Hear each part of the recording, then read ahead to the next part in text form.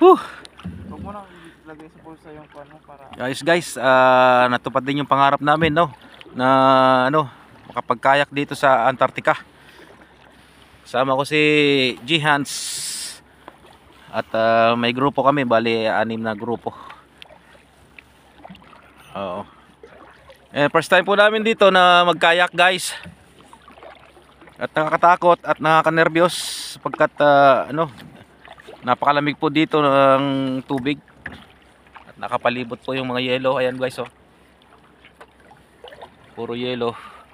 Kaya ayun, may halong takot po at saka nervous ang tsaka excited din po. Nakaka-excited po kasi first time po talaga dito na magkayak ng ganitong lugar. Hindi po ordinaryo na na magagawa po ng isang tao dito, lalo dito po sa sa Antarctica pa na talagang napakalayo at napakalamig. Ayan po yung aming barko.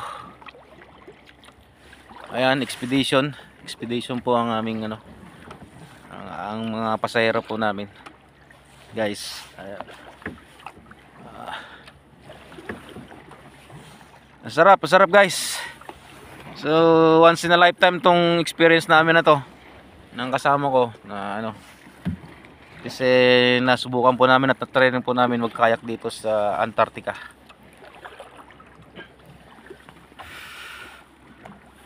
Ayun guys, yun lang po ang aming mga isi-share. Ayan yung ibang mga pasahero din namin na nasa tubig at nagkakayak na rin.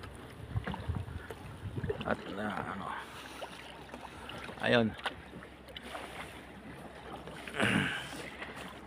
Wow guys, wow talaga. Hindi biro at napakamahal po ng binabayaran ng para lang makapunta rito at makapagkayak yan. At ang makikita po natin na rito yung mga penguins, mga orca at mga whales. Mayroon po dito. Ayan guys. Ayan, mga yelo at mga malalaking yelo na nakalutang sa tubig. Ayan po. So, shout out dyan sa sa mga nanonood ng aming video, guys. Ito.